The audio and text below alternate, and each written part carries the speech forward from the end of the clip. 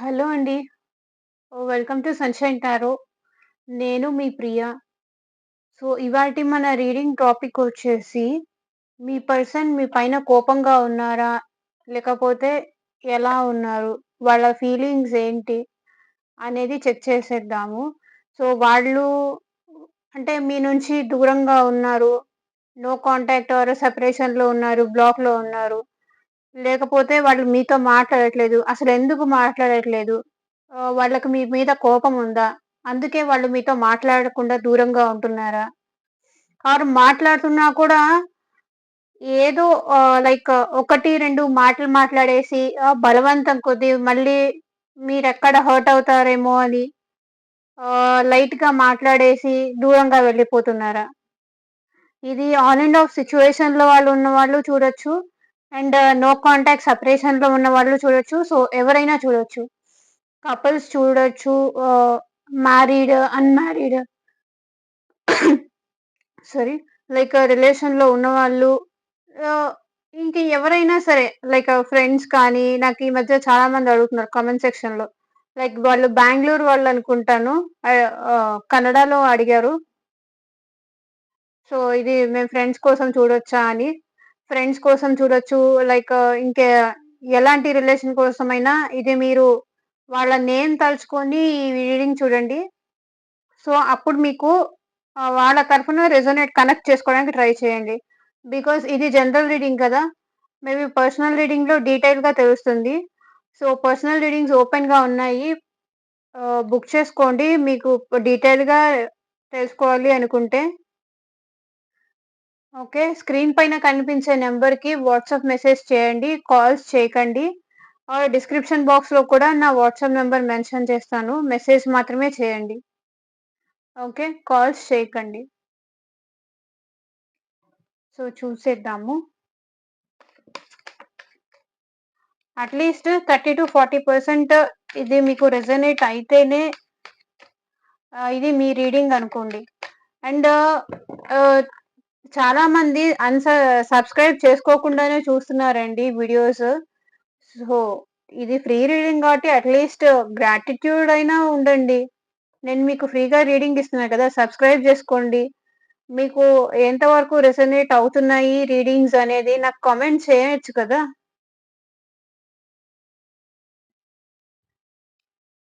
ఫ్రీగా తీసుకుంటున్నారండి రీడింగ్. మీరు రుణపడిపోయి ఉంటారు. అలా చెయ్యొద్దు గదా! ఫ్రీ రీడింగ్ తీసుకున్నప్పుడు అట్‌లీస్ట్ కామెంట్ అయినా చేయండి.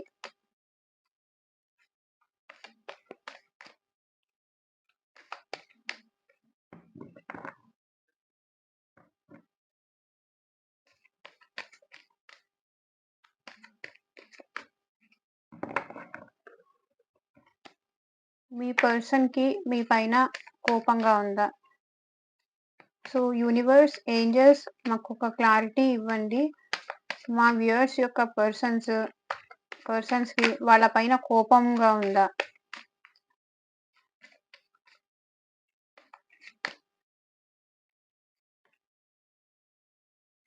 ఓహ్!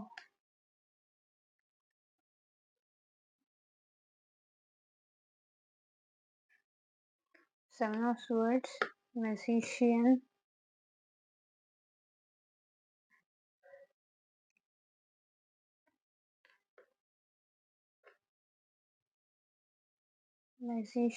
Queen of wands, family, 10 of cups.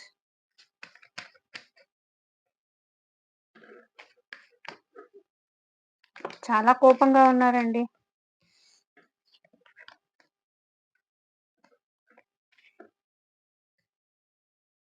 2 of swords, waiting, 9 of wands, wheel of fortune, 4 of pentacles.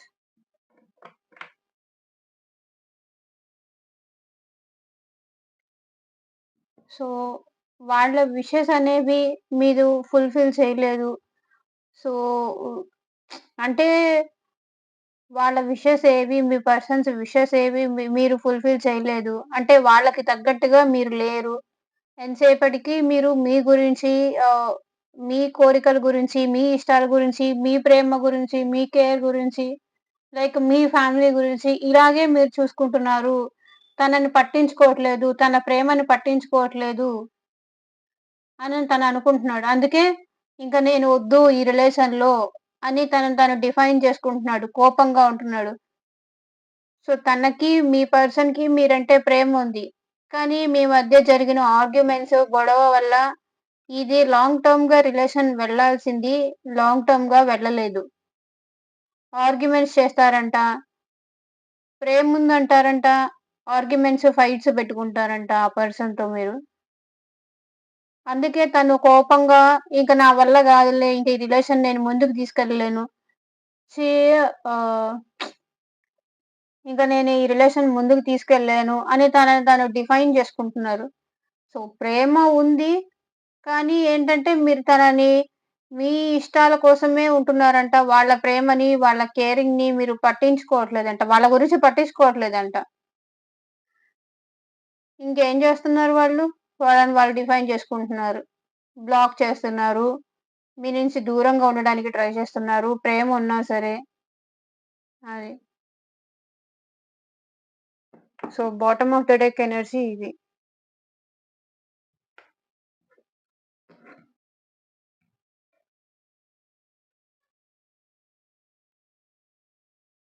Okay. And ఇక్కడ స్నీకీ ఎనర్జీ, చీటింగ్ ఎనర్జీ గూడా కనిపిస్తుంది. ఎందుకు ఆ పర్సన్ అలా ఉన్నారు క్లారిఫై చేద్దాము.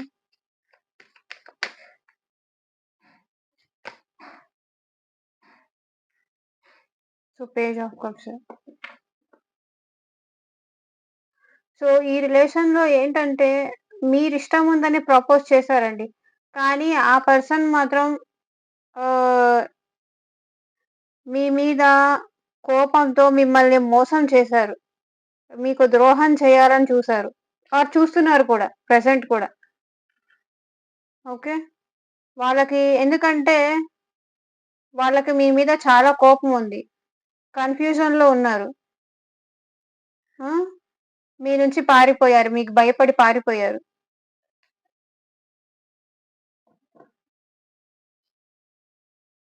మీరేమో ఇంకా ఇష్టముంది ఆ పర్సన్ అని వెంట పడుతున్నారు. ఆ పర్సనే కావాలి అని. కానీ ఆ పర్సన్ మెంటాలిటీ ఏంటి? మిమ్మల్ని మోసం చేసి ఎళ్ళిపోవడం. అది. కానీ ఇప్పుడు మాత్రం వాళ్ళు మీతో కావాలి. ఈ పర్సన్ మేబీ మీకు పాస్ట్‌లో పర్సన్ అయ్యుండొచ్చండి. పాస్ట్ పర్సన్ అయ్యుండొచ్చు. సో, ఇప్పుడు మాత్రం మీరు కావాలి అని ఈ పర్సన్ బలంగా కోరుకుంటున్నారు. మేనిఫెస్ట్ చేస్తున్నారు మిమ్మల్ని మీకోసం. బికాజ్ వాళ్ళకి ఈసారి మీ సైడ్ ఏదో ఒక యాక్షన్ తీసుకోవాలని ఉంది.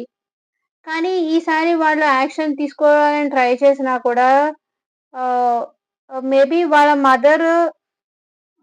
మదర్ అనేవాళ్ళు ఈ పర్సన్ లైఫ్‌లో ఇతన్ని ఆపేస్తున్నారు. ఇతన్ని కంట్రోల్ చేస్తున్నారు. ఓకే. వీళ్ళ మదర్ వల్లే మేబీ ఈ పర్సన్ మీకు దూరంగా కూడా ఉండుండొచ్చు. నాకదే కనిపిస్తుంది. ఇతను మాత్రం మిమ్మల్ని మేనిఫెస్ట్ చేస్తున్నారు. ఇతను ఆర్ ఈమె ఎవరైనా తీసుకోండి. వీడియో ఎవరు చూస్తే వాళ్ళు. సో, అందుకే మిమ్మల్ని మోసం చేసి ఎళ్ళిపోయారు. ఓకే. వాళ్ళ మదరు మీ రిలేషన్ ముందుకెళ్ళడానికి కంటిన్యూ చేయరు. మదర్ కానీ, లేకపోతే సిస్టర్ కానీ లేకపోతే ఇది మ్యారీడ్ వాళ్ళకి అయితే వాళ్ళ వైఫ్ కానీ,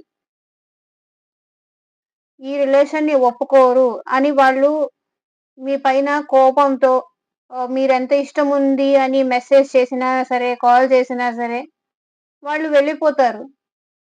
బికాజ్ వీళ్ళు వాళ్ళ ఫ్యామిలీకి, వాళ్ళ పేరెంట్స్‌కి, వాళ్ళకి, వాళ్ళ వైఫ్‌కి భయపడతారు. సో, ఇది కూడా చూడండి. వాళ్ళకి ఫ్యామిలీనే ఇంపార్టెంట్. ఫ్యామిలీ కార్డొచ్చింది. అది ఫ్యామిలీ అంటే ఇంక చెప్పాను గదా! ఫ్యామిలీయా? మీరా? అనే కన్‌ఫ్యూజన్‌లో కూడా ఉన్నాడు ఇతను ఆర్ ఈమె. ఓకే. మీరు ఎలా అంటే అలా తీసుకోండి. తనకి ఫ్యామిలీ కావాలి. ఫ్యామిలీతో హ్యాపీగా ఉండాలి. అండ్ మీరు కావాలి. కానీ మీరలా ఒప్పుకోవట్లేదు. లేకపోతే మీరలా ఒప్పుకోకపోయి ఉండొచ్చు. అందుకే అతను మీ నుంచి కోపంతో మీ నుంచి దూరంగా వెళ్ళిపోయారు. అతను ఆర్ ఆమె. ఆ వ్యక్తి అని చెప్తాను. సో, అది మీకు క్లారిటీ ఉంటుంది. సో, కన్‌ఫ్యూజన్‌లో ఉన్నారండి. మీరేమన్నా మెసేజ్ చేసారా? కాల్ చేస్తారా? అని ఆ పర్సన్ భారంగా ఎదురు చూస్తున్నారు. సో, టైమ్ చేంజ్ అయితే బావుండు, లక్ చేంజ్ అయితే బావుండు అనని అనుకుంటున్నారు. వాళ్ళకి మాత్రం మీ రిలేషన్‌లో లాంగ్ టర్మ్‌గా ఉండాలి అనుకుంటున్నారు. స్టెబిలిటీ ఇష్యూస్ కూడా ఉన్నాయి ఈ రిలేషన్‌లో అని ఆ పర్సన్ కూడా అనుకుంటున్నారు. లైక్ ఈ రిలేషన్ ఎక్కువ కాలం కొనసాగదు. అంటే ఏదో ఒక ప్రాబ్లమ్స్, ఏదో ఒక గొడవలు జరుగుతూనే ఉన్నాయి ఈ రిలేషన్‌లో అనుకుంటున్నారు. కంటిన్యూ చెయ్యాలా? వద్దా? మేబీ కంటిన్యూ చేస్తే వాళ్ళేమనుకుంటారు? అక్కడ వాళ్ళ పేరెంట్స్ కానీ, వాళ్ళ వైఫ్ కానీ ఎవరైనా సరే. సో, అందుకే వాళ్ళు కోపంతో మీ నుంచి దూరంగా పారిపోయారు. Bottom of the deck energy కూడా జగ్లింగ్. వీళ్ళకి మీ పైన చాలా కోపం ఉందండి. అందుకే మీకు దూరంగా వెళ్ళిపోతున్నారు. సో, చూసారా? Breakup card. మీ ఇద్దరికీ డిస్టెన్స్ ఒచ్చింది. బ్రేకప్ జరిగింది. సో, మొండిగా ఉంటున్నారు. అది. వీళ్ళకైతే మీ పైన చాలా అంటే చాలా కోపముంది. చాలా రూడ్‌గా ఉన్నారు వీళ్ళు.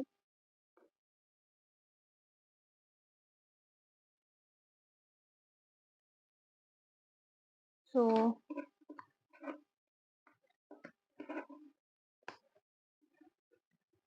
నెక్స్ట్ యాక్షన్ ఏంటి వీళ్ళది చూద్దాము. కోపం తర్వాత ఏమైనా తగ్గుతుందా వీళ్ళకి? ఫ్యూచర్‌లో ఎలా ఉంటుంది? ఈ పర్సన్స్‌కి కోపం ఏమైనా తగ్గే ఛాన్సెస్ ఉంటాయా తర్వాత ఫ్యూచర్‌లో?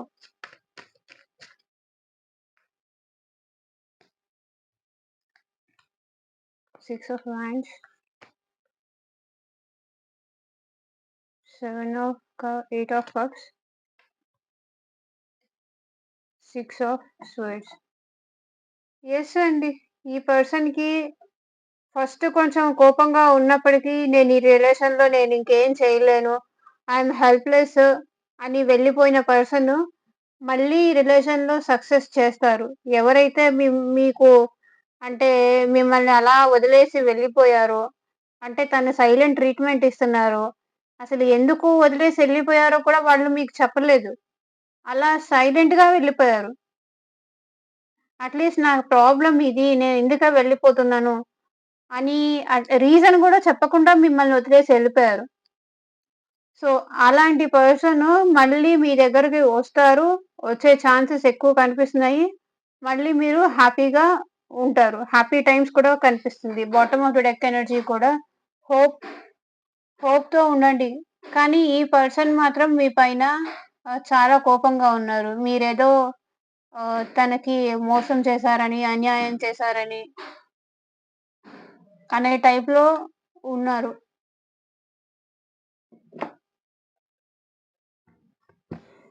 ఓకే. అండ్ మీ పర్సన్ మీకు పంపించే లవ్ మెసేజెస్ ఏంటి చెక్ చేద్దాం.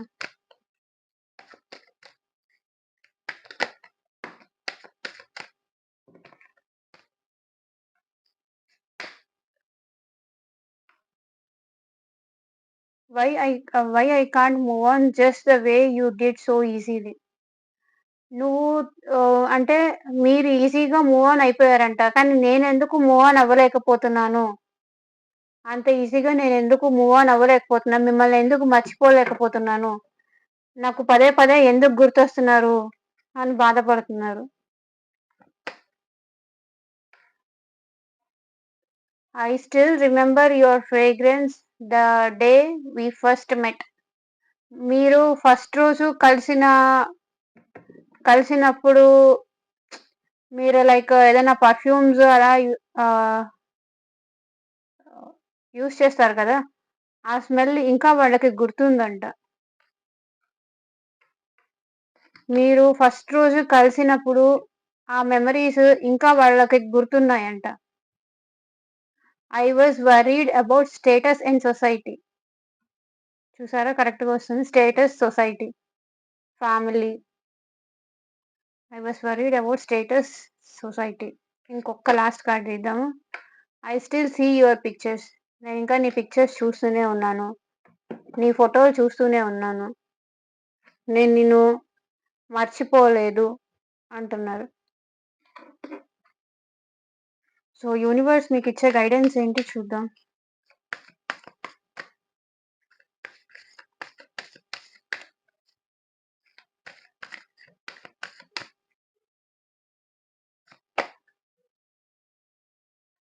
Your dreams need a practical plan అంట.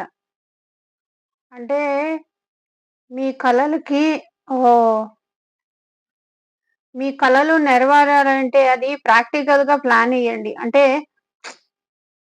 అది అవుతుందా లేదా అనేది చూసుకొని ప్లాన్ ఎయ్యండి. అది అవ్వదు కానీ మీరు ఊహల్లో విహరిస్తుంటే అదెలా అవుతుంది? ప్రాక్టికల్‌గా ప్లాన్ చేయండి. అదే universe guidance. Your dreams need a practical plan. ఏదో కలల్లో విహరించేస్తూ మీలో మీరు ఊహల్లో ఉండిపోతూ అలా అలా ఉంటే జరగదు గదా! దానికంతట అది ఏది అవ్వదు గదా! ప్రాక్టికల్‌గా ప్లాన్ చేయండి. ఆ పర్సన్‌ని మళ్ళీ కలవడానికి, మీట్ అవ్వడానికి, నచ్చజెప్పడానికి మీకు మళ్ళీ ఆ పర్సన్ కావాలి అనుకుంటే. ఓకే. ప్రాక్టికల్‌గా ప్లాన్ చేసి ఆ పర్సన్‌ని మీట్ అవ్వడానికో, లేకపోతే మాట్లాడడానికో ట్రై చేయండి. అని నేను చెప్పట్లేదండి. యూనివర్స్ గైడెన్స్ కార్డ్ అదొచ్చింది. ఓహ్! అండ్ మీకు ప్రైవేట్ రీడింగ్స్ కావాలి అంటే స్క్రీన్ పైన కనిపించే నంబర్‌కి నాకు వాట్సాప్ మెసేజ్ చేయండి. Okay. So, thank you for watching. Bye. Take care.